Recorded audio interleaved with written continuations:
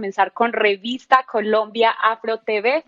Hoy nuestro tema son bonos de carbono y consejos comunitarios con tierras colectivas.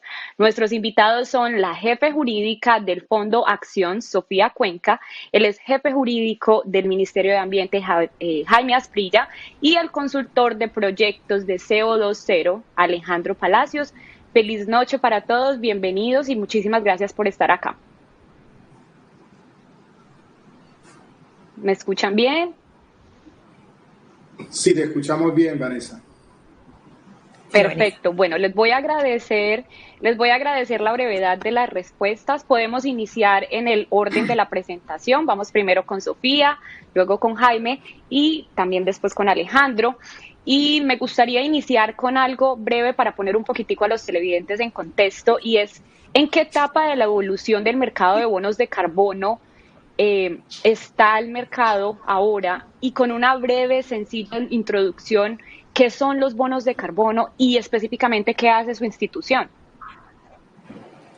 Bueno, gracias, Vanessa. Cuando hablamos de certificados de carbono o de bonos de carbono, estamos hablando de 1 tonelada de dióxido de carbono que no fue liberada en la atmósfera. Respecto de la pregunta de en qué momento de la evolución se encuentran los mercados de carbono, yo creo que en Colombia los mercados de carbono son adolescentes, y me voy a explicar. Los mercados de carbono se pueden clasificar en 3 grandes frentes. Hay un mercado que es el mercado voluntario, que fue el que operó de manera exclusiva hasta el año 2017. Este es un mercado que se caracteriza porque las empresas privadas voluntariamente asumen unos compromisos de mitigación de daños ambientales, usualmente compensando su huella de carbono a través de la compra de certificados. Para el año 2017 entra en implementación el impuesto al carbono, que va a ser este segundo bloque de mercado, y se crea un mercado asociado a este impuesto. Consiste en que los sujetos pasivos del impuesto al carbono, es decir, quienes están obligados a pagar el impuesto, tienen una alternativa que es comprar certificados de carbono para compensar las emisiones que están liberando a la atmósfera por el uso de combustible fósil, y de esa forma no pagan el impuesto. Y hay un tercer mercado, que es el mercado regulado, que es conocido internacionalmente como el Cap and Dry. Fue introducido en la normatividad colombiana a través de la Ley de Cambio Climático, que es del año 2018. Lo llamamos sistema de topes máximos transables, pero en este momento se encuentra en reglamentación por parte del Ministerio de Medio Ambiente.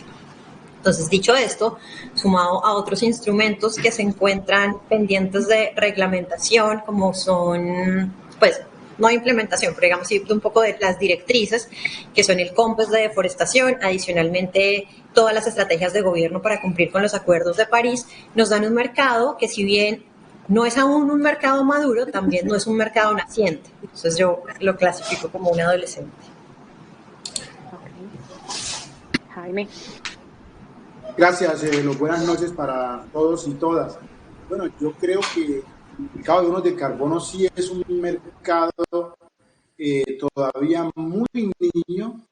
Es un mercado, como decía Sofía, que empezamos a verlo de manera precisa en el año 2016 con la ley 19, como todos lo sabemos, y que luego en el 17 sale ese decreto 926, y nosotros, para cerrar esta ruta, en el 2018, estando en el Ministerio de Ambiente, expedimos una resolución que es la 1447, que es la que permite culminar la ruta y que nosotros podamos hacer de este mecanismo un mecanismo útil para las comunidades, en este caso para los territorios colectivos. A nosotros nos parece que sí, es muy joven, una norma que tiene muy pocos años. Venimos hablando, obviamente, hace mucho rato sobre bonos de carbono, seguramente que nos tendríamos que trasladar a los aviones, pero en el caso colombiano, tal como solamente hasta el 2018, que tienen unas normas importantes, podemos nosotros avanzar. Importante. Creo que lo estoy escuchando un poquito lejos. No sé si de pronto se nos está perdiendo la conexión. Ahí me escuchas bien. Okay. Sí, ahora mucho mejor. Exacto, gracias. Creo que este mercado de bonos de carbono es una experiencia muy interesante para las comunidades, pero mírense que a partir del 18 que sale esa resolución 47, el Estado no ha venido, digamos, trabajando y generando nuevas normas que permitan tener esa, digamos, esa ruta de manera precisa, y tal como sabemos nosotros, allí la necesidad de reglamentar normas que tienen que ver exactamente relacionadas con cambio climático, que nos van a ayudar a aterrizar de mejor manera ese proceso en nuestros consejos comunitarios. Los bonos de carbono, digamos, es un instrumento comercial, lo diríamos nosotros, que nos permite disminuir, digamos, la emisión de esos gases de efecto invernadero. En eso nosotros estamos y creemos que bienvenida este conversatorio, esta tertulia sobre ese tema en particular. Perfecto. Alejandro. En primera instancia, CO2Cero es una compañía, una empresa nacional de consultoría en sostenibilidad y cambio climático. El área que representa de proyectos de carbono se dedica a identificar esas oportunidades para desarrollar proyectos de carbono, desarrollar los proyectos y posteriormente comercializar principalmente en el mercado nacional los certificados de carbono generados, certificados, bonos o créditos, como bien los quieran llamar. Yo discrepo un tanto de los compañeros de la mesa en torno a la madurez del mercado. Es cierto, es un mercado joven, estamos iniciando, pero mal que bien es un mercado que ha mostrado ser robusto y de alguna manera ha respondido a las iniciativas del gobierno nacional de fortalecer esas iniciativas que están detrás de la generación de los certificados. Y añadiendo un poco más, los certificados se generan no solo en la reducción de emisiones, sino también en la captura de gases de efecto invernadero, por ejemplo, principalmente en uno de los principales renglones de este sector, que es el forestal. Entonces, esas son mis apreciaciones al respecto. Vanessa. Alejandro, así como lo mencionabas, ¿qué oportunidades ven para las tierras colectivas con los bonos de carbono a nivel, digamos, en el mercado nacional e internacional? Sofía. Bueno, lo primero es, creo que el término correcto es territorios colectivos y vale la pena hacer un breve recuento de cómo llegamos hasta aquí. Las comunidades afrodescendientes llevan una lucha por el reconocimiento del territorio que es muy, muy antigua, y a través de la Constitución Política, en el artículo 55 transitoria, se abre la oportunidad de posteriormente emitir la Ley 70, que es la que abre esta posibilidad para que se adjudiquen territorios colectivos, cumpliendo ciertos requisitos, pero además también impone algunas obligaciones, entre las que está la conservación del territorio y la especial protección a ecosistemas amenazados como son los manglares o los humedales. Actualmente hay 5,6 millones de hectáreas que han sido adjudicadas como territorios colectivos. Digamos que hasta acá tenemos los territorios colectivos. Del otro lado tenemos los mercados de carbono que entran para generar un reconocimiento a estas comunidades y a estos territorios que llevan prestando durante mucho tiempo un servicio ambiental, y además termina involucrando también, sobre todo en este mercado asociado al impuesto del carbono, a la empresa privada, que es algo maravilloso porque finalmente nunca había existido una inversión directa en conservación además de, para los efectos de este panel, en conservación de territorios afrodescendientes, y es una operación en donde todos ganan.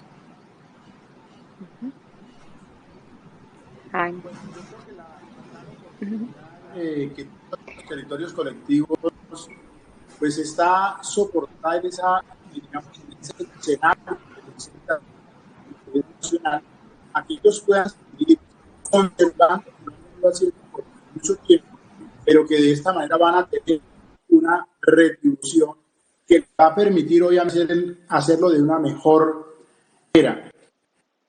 Es muy bueno y anotar que seguramente estamos aquí hablando de territorios colectivos, consejos comunitarios, pero claro, este es un escenario que también se desarrolla con los privados y también tenemos experiencias con privados fundamentales, pero en este caso los comunitarios es una gran oportunidad. Yo lo he expresado y lo decíamos en el ministerio, que territorios colectivos y las comunidades negras son los únicos terratenientes sin desarrollo pobres que tiene no solamente el país, sino que yo creo que el mundo. O sea, estamos hablando que unos territorios colectivos, unas personas que están allí, que son dueñas de esas tierras y viven en las condiciones que nosotros conocemos. Es una gran oportunidad de inclusión que le permite norma a esos territorios colectivos distribuya el ingreso a través de ese impuesto y que ellos puedan mejorar sus condiciones de vida. Correcto. Muy bien, estoy de acuerdo con Jaime con Sofía. Evidentemente es una gran oportunidad y es importante tener en cuenta que las comunidades que son las dueñas del territorio son el origen y el fin de igual manera de este tipo de operaciones o desarrollo de proyectos, considerando que más que generar solo recursos a partir de la venta de los certificados, lo que se trata es de generar las capacidades, tanto culturales como económicas, para que estas comunidades de alguna manera logren reducir la presión sobre los ecosistemas, sobre los bosques como tal, pero vayan mucho más allá en el desarrollo de nuevas líneas de sustento o de desarrollo económico que permita entonces que estos proyectos sean realmente sostenibles y que ellos continúen viviendo pues en las mejores condiciones posibles. En general, Sofía, ¿cómo evalúa la experiencia conocida de los consejos comunitarios de comunidades negras con los contratos de bonos de carbono? Esta pregunta tiene un punto muy interesante y es que en los mercados de carbono existen múltiples actores con diferentes naturalezas jurídicas y también con diferentes roles. Entonces vas a encontrar, por supuesto, al Estado, a la empresa privada, a las ONGs, a los dueños del territorio, consejos comunitarios, intermediarios, desarrolladores, compradores. Y el Fondo Acción es una organización del tercer sector, somos una ONG, somos una entidad sin ánimo de lucro creada por un canje de deuda hace 20 años, estamos de cumpleaños, y empezamos a trabajar con los proyectos RED, que son los proyectos puntuales en los que mayor experiencia tenemos, que por sus siglas significa Reducción de Emisiones por Deforestación y Degradación de los Bosques, desde el año 2009, antes de siquiera estar como en estas condiciones de mercado actuales que se tienen. Estos proyectos han sido desarrollados con recursos de la cooperación internacional, lo que hace que nuestro vínculo con las comunidades sea un vínculo distinto. No tenemos una participación dentro del proyecto. Las comunidades son 100% dueñas de su proyecto y de los certificados de carbono. Los acuerdos se han logrado a través de la legitimidad social, atendiendo a la normatividad vigente y a la gobernanza comunitaria. Su máximo órgano de gobierno es la asamblea, entonces todas las decisiones las toman en la asamblea, si va o no va un proyecto, cuáles son las líneas productivas de los proyectos. Entonces el acuerdo, cuando hablas de contratos de bono de carbono, en este caso es muy particular, vas a ver cuando los demás panelistas expliquen las formas en las que se generan los vínculos. Y te puedo decir que la experiencia ha sido absolutamente exitosa. El Fondo Acción desde el año 2009, como te conté, empezó incluso desarrollando con nuestra actual directora ejecutiva Natalia Arango un estándar de carbono con la Universidad de Columbia y siempre hemos hecho la apuesta a que la conservación, prestar servicios ambientales generando certificados de carbono forestal es la mejor manera de retribuir a las comunidades y al territorio por la prestación del servicio ambiental. Correcto. Bueno, yo creo que digamos que la experiencia que hemos tenido con los desarrollos de estos proyectos es muy importante, porque tal como lo planteaba Sofía, claro, son distintos actores y son distintos los roles.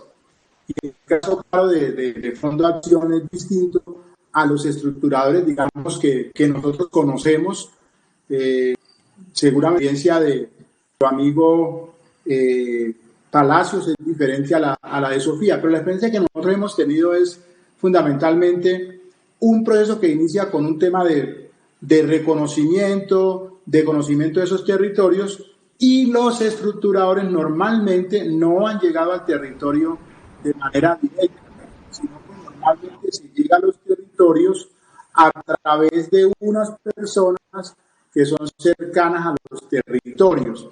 Entonces allí surge un elemento o un elemento nuevo, una persona nueva en esa cadena, que es la que permite que ese territorio pueda coincidir con ese desarrollador o estructurador del proyecto. Nosotros, no tenemos nosotros ninguna ONG, pero hemos trabajado como consultores en algunas entidades que tienen que ver con el tema. Exactamente lo hemos hecho con Biofis, y nosotros allí tenemos una experiencia muy bonita que hicimos allá en Delfines Bahía Cupica, con 2 comunitarios que inclusive premios nacionales e internacionales. Pero creemos nosotros que sí falta mayor fortalecimiento institucional a esos consejos comunitarios, obviamente me refiero a las personas, que les permitan tener una mayor o mejor desempeño en las relaciones con ese que llega a plantearles la estructuración de un proyecto. Eso varía mucho de quién hace el acercamiento y quién es el estructurador final.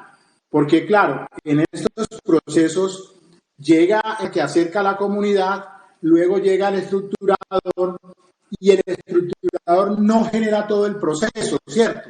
Sino que ese estructurador genera un documento, ese documento llegan otros actores externos que llámense validadores o verificadores, ¿cierto? O certificadores. Entonces, mírate que la cadena es muy interesante, y creo que allí al gobierno, que ha faltado al gobierno cohesionar esa ruta para que haya mayor transparencia. Perfecto. Alejandro. Estando de acuerdo con los compañeros pues, de mesa, evidentemente apoyando lo que dice Sofía, hay todo un ecosistema alrededor del desarrollo de este tipo de proyectos en términos de los diferentes actores con cada una de las etapas: validación, verificación y certificación, en términos muy globales. Son sin duda, como decía Jaime, son actores externos, pero considero que tiene sentido que sean de alguna manera externos para mantener esa transparencia dentro del proceso y que se ajustan pues a los protocolos de desarrollo normalmente. Y sin duda un papel muy importante, por lo menos desde algunos desarrolladores, es el papel que menciona Jaime, de algunos intermediarios entre la población, la dueña del territorio como tal, y el ente o el organismo desarrollador, pues seamos nosotros, fundación o el que sea. Es bien importante que haya en algunas ocasiones ese actor que permita hacer toda la difusión y toda la coordinación de las actividades relacionadas con el desarrollo de ese proyecto red. Entonces, son diferentes las rutas, pero finalmente lo que se trata es de entregarle al territorio todos los beneficios y fortalecer, como decía anteriormente, esas capacidades nuevas para el desarrollo de una mejor calidad de vida para estas comunidades. Correcto. Sofía, de pronto podrías contarnos una experiencia en particular con algún consejo comunitario que tenga un contrato de bonos de carbono, y así como lo mencionabas, de pronto que haya sido exitosa. Nosotros trabajamos con 20 consejos comunitarios. Escoger uno es muy complicado para mí. Entonces, creo que podría contar como una experiencia que mezcle toda la participación. Los consejos comunitarios tienen un vecino natural que son también los cabildos mayores indígenas, y nosotros tenemos un portafolio de proyectos compuesto por 9 proyectos red, en el cual uno de esos es propiedad de un cabildo mayor indígena que es Mutatá. Entonces, cuando empiezan a solucionarse ciertas necesidades básicas, es posible para la comunidad también empezar a verse en otros escenarios. Entonces, lo primero que me parece de resaltar es que todos estos líderes comunitarios han creado una agenda interétnica donde se plantean problemas de región, donde se quieren posicionar como unos actores en la región, generando políticas públicas a nivel local. Y si me preguntas de maneras individuales, los proyectos red disminuyen la presión en el bosque a través de la implementación de proyectos productivos. Y hemos recibido premios en el Salón del Chocolate en París por el cacao de Tumaco. Hay una organización, una empresa comunitaria en Buenaventura que comercializa exitosamente el naidí, que es esta fruta de la eterna juventud más conocida como azaí. Tenemos un proyecto productivo que es sobre turismo comunitario. Ecomanglaria es una empresa muy poderosa, con una experiencia muy valiosa, que también ha tenido múltiples reconocimientos. Se han hecho mentorías a otras empresas comunitarias. Estamos haciendo pruebas de de achiote, que es un colorante que usualmente se utiliza en la cocina. Entonces estamos haciendo pruebas para que tenga un uso en la industria cosmética como colorante para rubores, labiales. Y todas estas experiencias me parece que son muy poderosas y son además maravillosas porque estamos cuidando el bosque, ya se está prestando un servicio ambiental, se están vendiendo los certificados de carbono, se está distribuyendo esa inversión y se están ampliando otras líneas de negocio para la comunidad. Excelente. Jaime, ¿alguna experiencia en particular con un Bueno, consejo comunitario? Sí, hemos tenido varias experiencias, yo creo que todas exitosas en la medida que llega un elemento nuevo que permite desarrollo para los territorios, a veces a costos bajos y a veces a costos altos por las complejidades.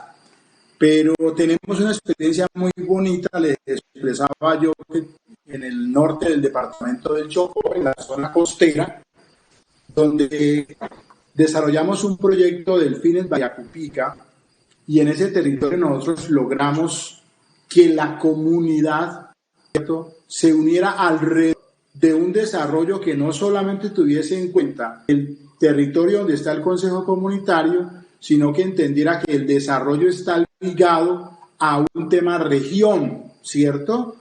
Porque claro, si tú quieres hacer una vía donde está un consejo comunitario, haces la vía, pero luego no tienes forma de salir, pues esa vía no tiene ninguna incidencia. De allí la importancia que los desarrollos sean pensados de manera regional y en forma interna. ¿Qué hemos hecho con esa experiencia? Allí teníamos varios consejos comunitarios. Nosotros no generamos un proyecto individual, lo que hicimos fue sumar los consejos comunitarios que estaban colindantes y en esos consejos comunitarios desarrollamos el proyecto. Y ese tema de escala pues significa unos recursos invertidos de una mejor manera, más eficiente, pero también un impacto superior, muy superior. Allá, por ejemplo, vamos a hacer un proyecto que tiene que ver con coco a nivel industrial, muy importante en esa zona. Zona del norte del Chocó, arrancando de allá de acá hasta acá, la que llega hacia la ciudad de Buenaventura, toda esta es una zona que se produce coco de manera muy importante. Allí hay el interés de desarrollar un proyecto de coco a nivel industrial.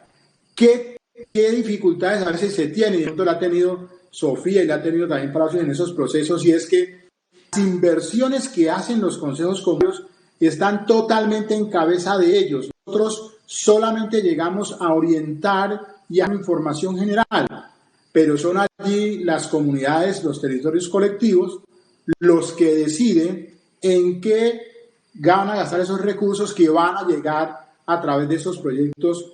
Claro, tenemos ahí unas líneas que nosotros las generamos obligatorias, como son la primera inversión que se debe hacer en actividades de conservación. ¿Sí? Ahí insistimos nosotros mucho. Van a recibir una plata, pues hay que intentar cómo invertimos en eso que nos está dando ese dinero ahora al territorio colectivo. Entiendo. Yo no sé si perdimos la conexión, pero sí, se está perdiendo un poquitico la conexión con Jaime.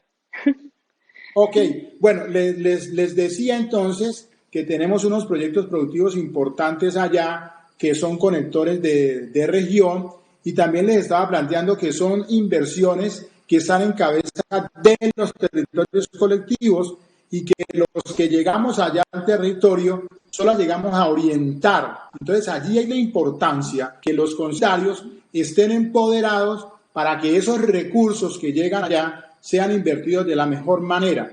¿Cómo creemos nosotros que podemos ayudar en eso? Estamos haciendo unas fiducias para que esos recursos lleguen a una fiducia con un compromiso para que solamente sean ejecutados en el marco de ese compromiso que hizo la comunidad en una asamblea general.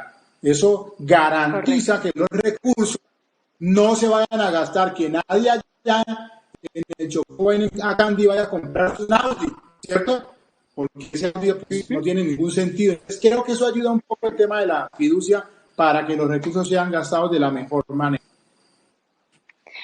Alejandro, debo de finalizar muy pronto, pero me gustaría de pronto a manera personal, algún consejo que le pudieras dar a un consejo comunitario, pues esa será la siguiente pregunta, pero ya estamos muy corticos de tiempo, para que participen ellos en esa oportunidad de los bonos de carbono. ¿Algún consejo para ellos? Sí, en primera instancia que sean Brevemente.